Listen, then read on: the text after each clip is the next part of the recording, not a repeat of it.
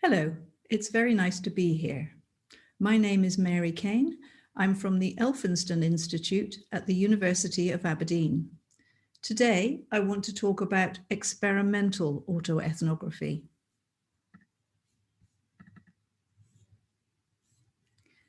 Creating a family narrative to support the younger generation. I began ethnology early. I was 9 when, for a 1960s school project, I asked my grandmother about her life. She replied grumpily, "What do you want to know about me for? I haven't done nothing." As I ate the apple dumpling she'd prepared for me, I thought, "Nothing? Really, Grandma?" Now I can assume she meant nothing of note, like the things she read about in her local newspaper. Maybe she believed that an ordinary person such as her had no validity. She was capable. She taught me to cut runner beans and knew it was unlucky to bring May Blossom into the house. But she had little intercultural perspective. I can say with confidence that she was unfamiliar with the Arne Thompson historic geographic method of folklore collection, or indeed Alan Dundas's idea about structuralism that he would have been considering about the time I was eating that dumpling. My research project is looking at how geographically separated grandmothers are creating and passing on their family folklore. My contributors are part of the post-Second World War grandmother generation spread across the Anglo countries. We have had more opportunities than any previous generation to visit our distant family and keep in touch in real time. The research of Marshall Duke describes grandmothers as the main kin keepers and the most relied upon for passing on family story. He has found that knowledge of an oscillating family history, where there are setbacks and recovery, help to provide resilience for young people entering the adult world. And the psychologist Elaine Rees found that when given a small amount of family story, even quite young children will build on it. It would seem that in a world of stories, it is still our own family stories that are the most relevant.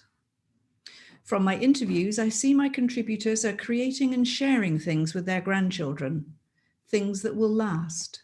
Handmade cards, textiles, photo albums. We send recordings of our voices to be heard in bedrooms we have never seen. In my interviews, my contributors say they wish they'd asked their grandmothers more. I wish I'd asked my grandmother more.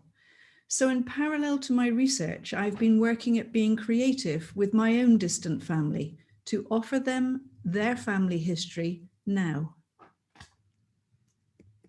This February, I pondered what family history I could offer my American grandson Finley on his 13th birthday.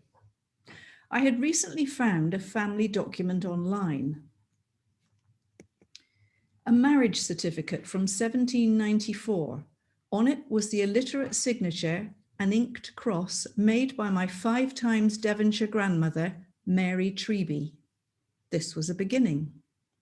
Maurice Bloch states that the most profound type of knowledge is inaccessible to ethnographic observation or interview. So we need to find new ways to pass it on. In the last few years, new ways have emerged to express personal narrative, life writing, autofiction, faction, memoir. The writer Lynn Rees, in her blog post Lynn Rees is Hungry, has demonstrated that poetic prose, sometimes called haibun, can sensitively add comprehension to life experience. And I decided to use this technique as my starting point. I wrote about how I felt. It finishes, is it warm grandmother's arms that can reach over frozen time to melt new stories onto family palimpsest? The option I eventually decided upon was a handwritten letter to his future self, without the expectation it would be read anytime soon. Although letter writing is sliding away from the common currency of everyday communication, letters survive in our family. In their introduction to their book, Letter Writing as a Social Practice, Barton and Hall describe letter writing as a particularly diverse and versatile mode of communication. It can be used, they say, to mediate a range of human emotions. I bear this in mind and wonder what I am going to write. Elaine Lawless, in her book, The Power of Women's Narratives, describes choosing to portray real lived experience. She says, all experience can be interpreted and articulated to others. As a caveat for me attempting to be too creative, Leon Anderson, in his article Analytic Autoethnography, warns that blurred genres of writing may have unintended consequences. It can, he says, obscure. So it needs to be fitted into the traditional forms of academic inquiry. And Ruth Behar says in her book, The Vulnerable Observer, it's not about a desire to bring back the past as if it were a better place, or painting it with a rosy glow. We search for meaning, like Hansel and Gretel. So using grandmother energy, I decided to write to the adult Finley, leaving a trail of breadcrumbs that could lead him to active family connections. If he glances at it now, so much the better. I selected 4 books that underpin his European culture to discuss and send with the letter. The Odyssey by Homer, Ulysses by James Joyce, Marcel Proust's In Search of Lost Time, and the poetry of Longfellow. It was a deliberate choice to be wide and erudite. Remember, I was imagining the recipient to be the Finley of the future, who could then converse with me, his grandmother from the past.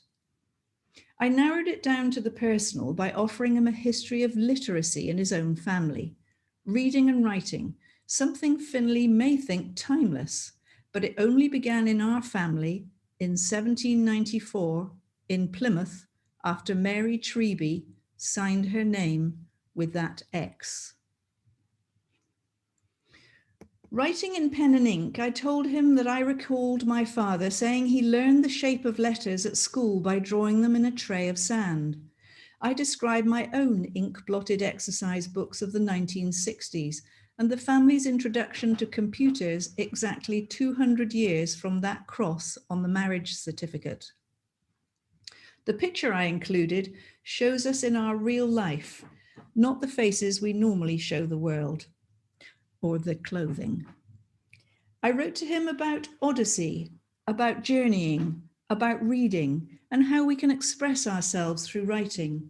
I wrote of growing older and Theseus jumping over bulls in Minoan Crete, just as he, Finley, had somersaulted over me in a Michigan playground. I described the extraordinary complexity of everyday life and how James Joyce wrote the long novel Ulysses about one day in the life of an ordinary man called Leopold Bloom. I told him how his great-grandfather used to randomly quote Longfellow, learned by rote in his school days, and would suddenly say, "I shot an arrow in the air, it fell to earth, I know not where." I enjoyed the ridiculous idea of explaining the erudition of Marcel Proust to a boy of 13 who spends all the time he can with a soccer ball or a computer game. But at the same time, I hoped that the famous sensory recollection of Proust, a Madeleine dipped in tea, would be accessible. To bind the letter, I used red cord left in my mother's workbook box. I smoothed it with beeswax from my parents' beehives. Apt, I thought, when the meaning of red cord in folk story signifies an unbreakable relationship, and for bees to thrive, they should be told about the family happenings.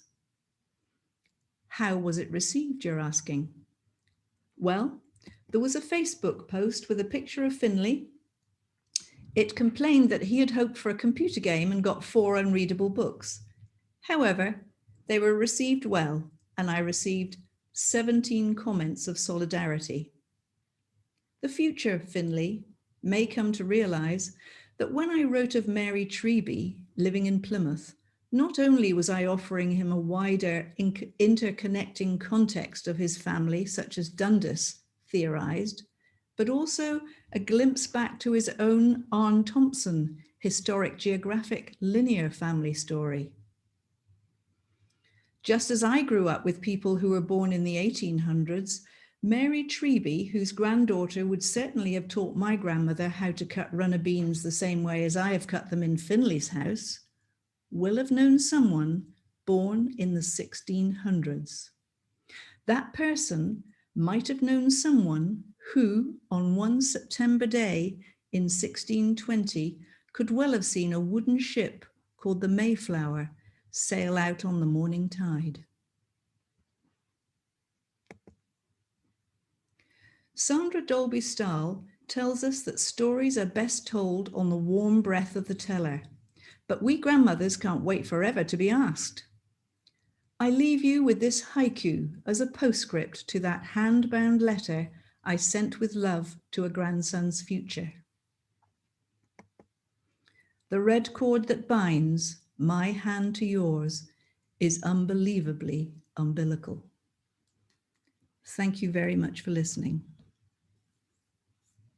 Goodbye.